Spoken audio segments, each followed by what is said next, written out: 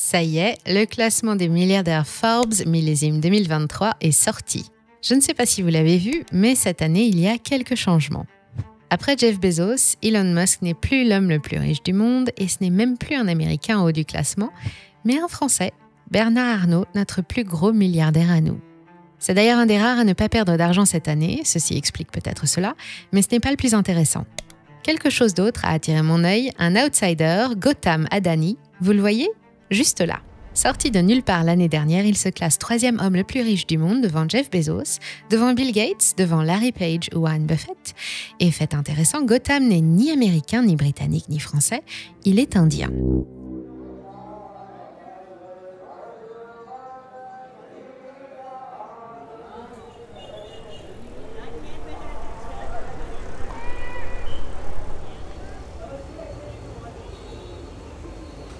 Et il n'est pas le seul, personne n'a oublié Lakshmi Mittal qui a fait fortune au milieu des années 2000 et qui a ravi Arcelor à la France.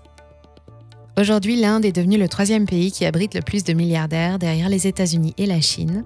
On en compte 166, alors qu'en 2000, selon un rapport d'Oxfam, il n'était que 9. L'Inde de 2023 est bien différente de celle du siècle dernier. On parle souvent du miracle chinois pour illustrer le succès d'une stratégie économique aux retombées exceptionnelles, mais on pourrait tout aussi bien parler de miracle indien. Aujourd'hui, l'Inde affiche 578% de croissance en 20 ans, contre 127% pour les États-Unis ou 116% pour la France. Selon les études de la COFAS, sa croissance va rester dynamique et dépasser celle de la Chine cette année, 5,9 contre 5,4%. Elle se place désormais en superpuissance commerciale, industrielle et nucléaire et revendique un rôle majeur en Asie comme sur l'échiquier mondial. Il y a 30 ans, l'Inde souffrait de nombreux maux, pauvreté, corruption, illettrisme et un système de caste vecteur d'inégalité. À quoi ressemble l'Inde aujourd'hui ? 6e puissance économique devant la France, 2e pays le plus peuplé, 4e puissance militaire mondiale, pivot de l'alliance émergente des BRICS, ces usines du monde qui savent tout fabriquer et qui sont assises sur toutes les ressources naturelles majeures. C'est le moment de prendre la destination des ruelles fourmillantes de Calcutta ou des gorges dentelées de la vallée de l'Indus, de suivre l'onde sacrée d'un fleuve indien et de faire un petit tour dans le Dalal Street à Mumbai, dans les bâtiments du Bombay Stock Exchange, histoire de voir s'il n'y aurait pas quelques affaires à faire. Je vous emmène évidemment avec moi visiter celle que l'on appelle la plus grande démocratie du monde. Mais juste avant, si vous aimez la chaîne et que vous avez envie de soutenir notre équipe, c'est hyper simple, vous le savez, abonnez-vous. C'est gratuit et c'est le meilleur moyen de ne rater aucune de nos vidéos. Dhanyavad et Namasté, nous sommes sur Money Radar.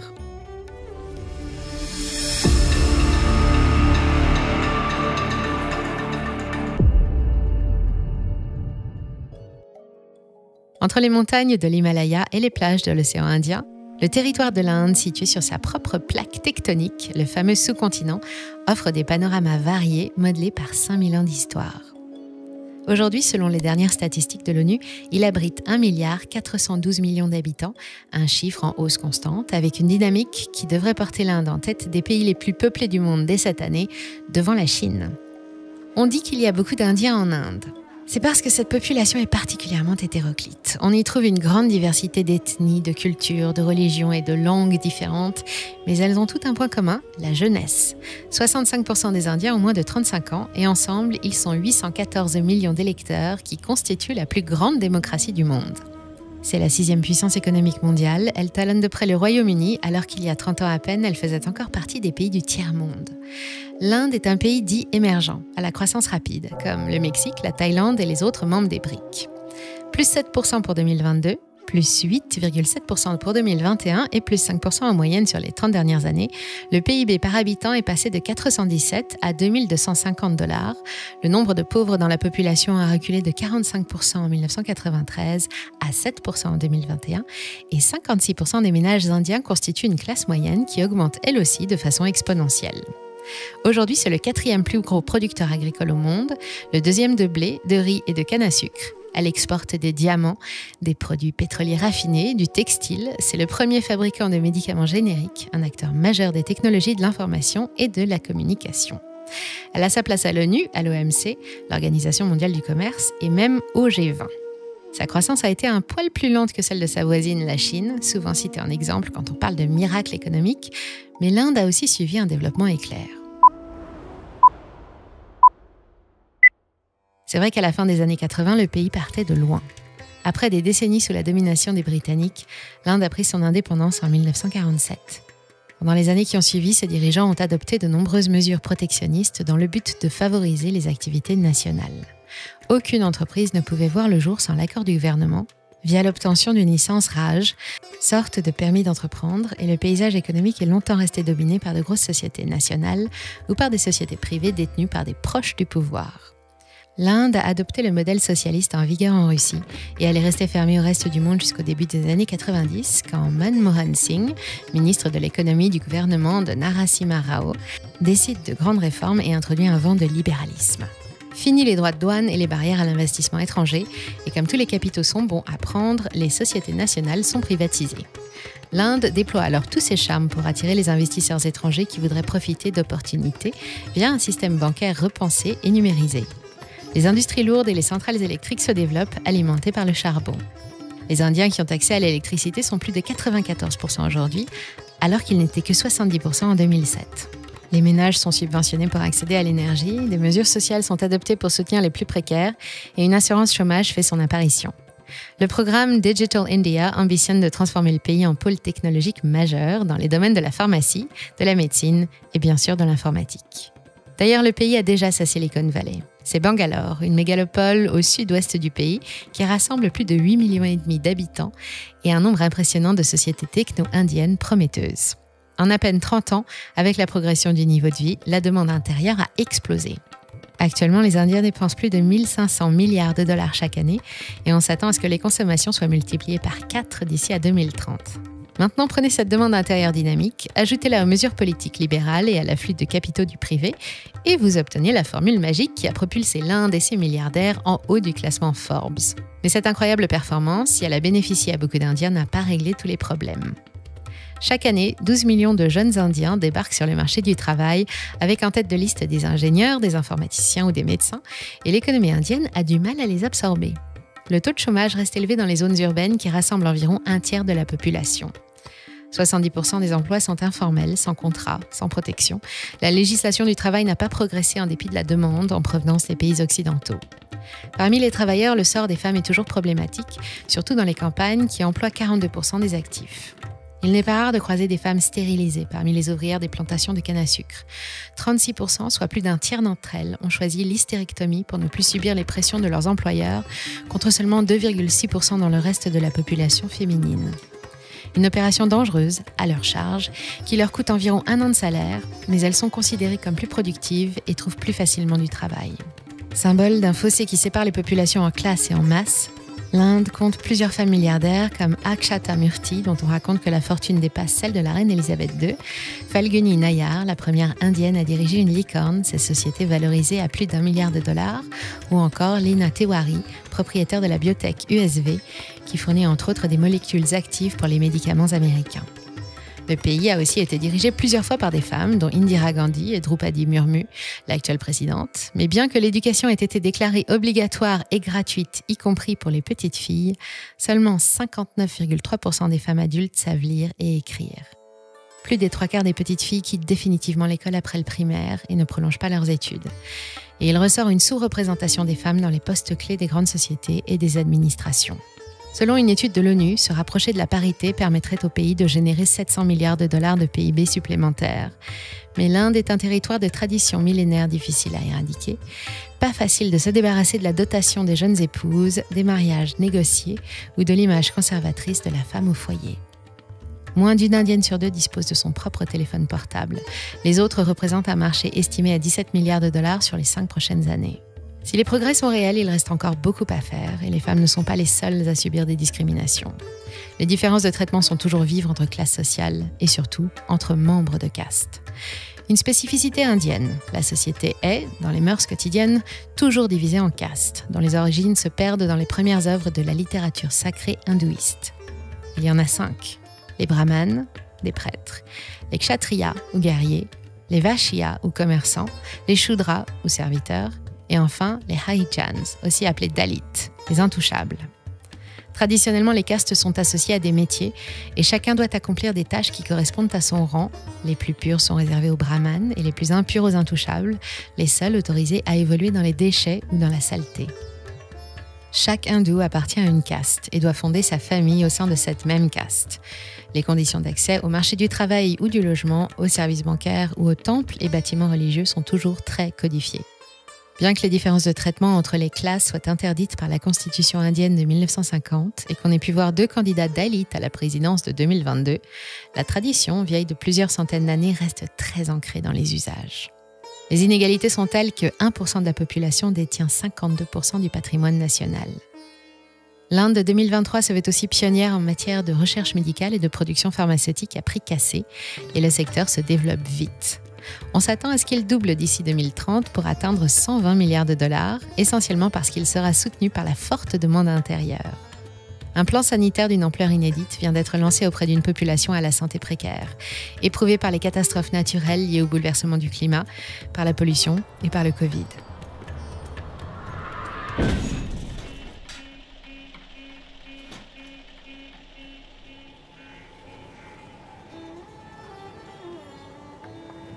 New Delhi est la ville la plus polluée du monde, une population meurtrière.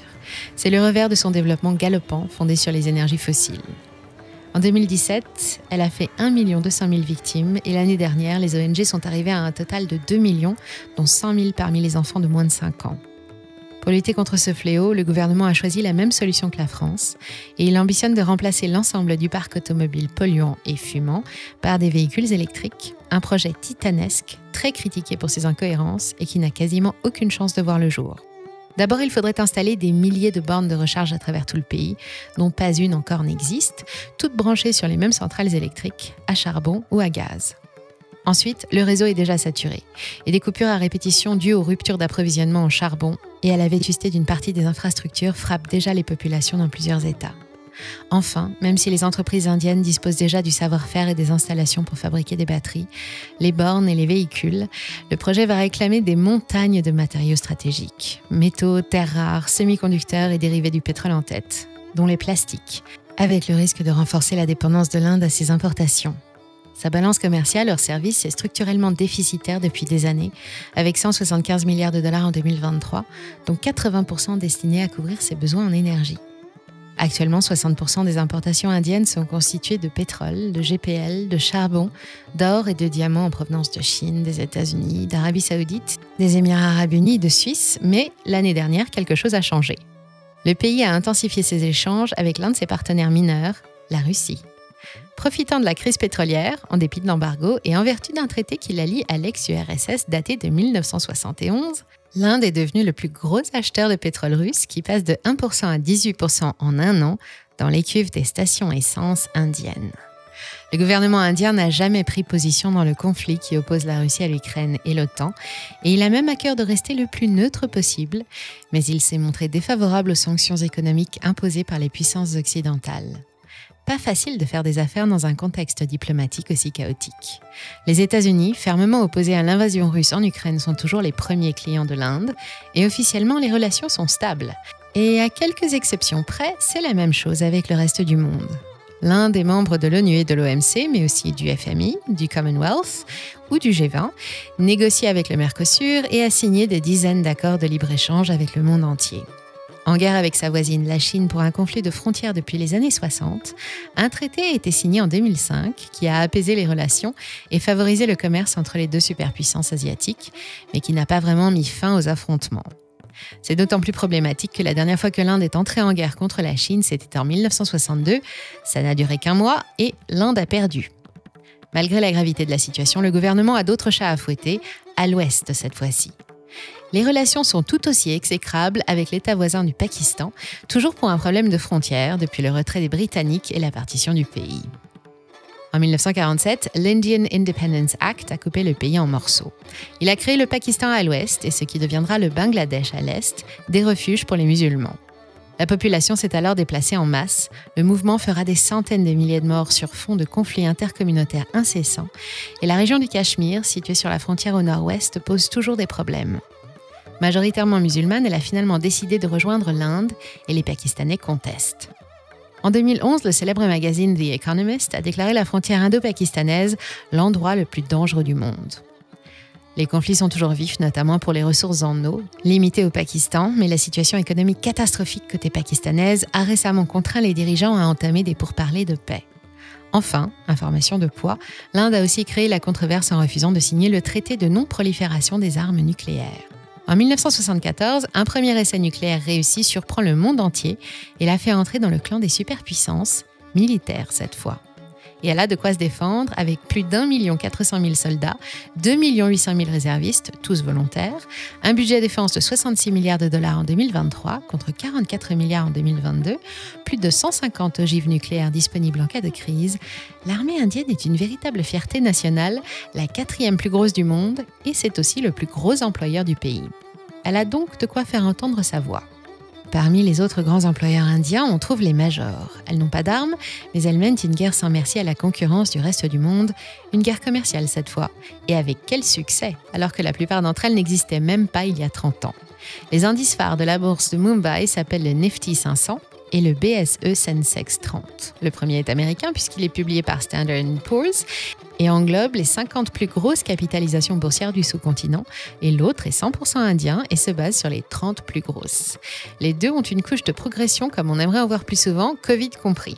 Sur 20 ans, l'indice BSE progresse de 1699%, dont 69% sur les 5 dernières années, et du côté du Nifty, c'est plus 1535% en 20 ans et plus 64% sur 5 ans.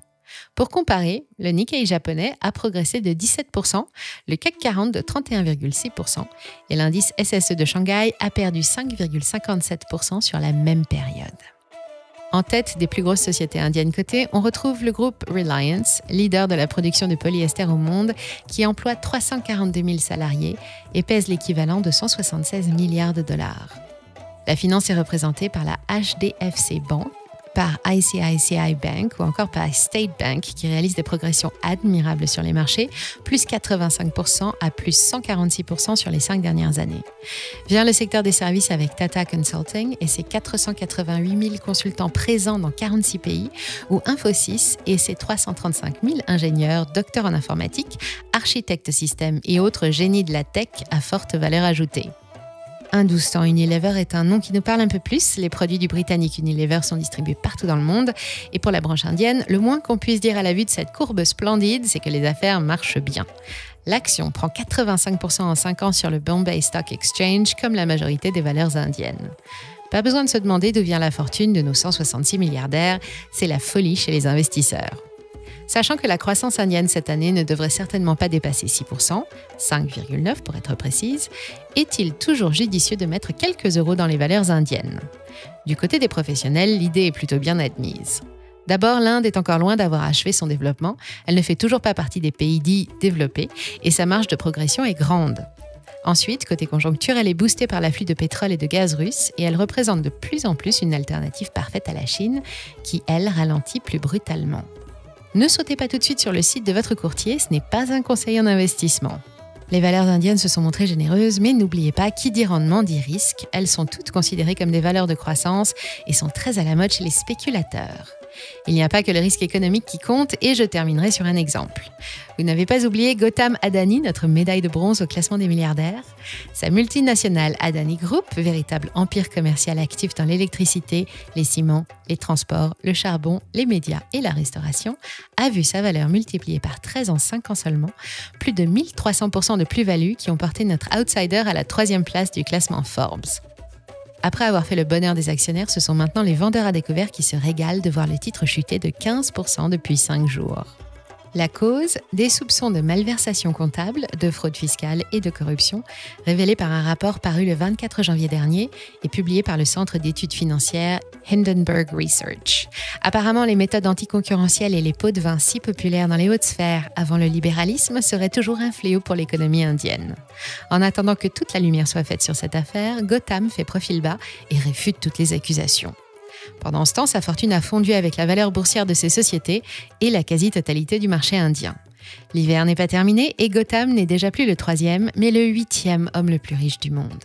Alors prudence, n'investissez qu'avec un horizon à moyen ou long terme et dans le cadre d'une diversification maîtrisée. Et si vous avez quand même envie de vous lancer, iShares et Lyxor présentent chacun un ETF qui suit les performances du Nifty. On vous met les liens dans le descriptif.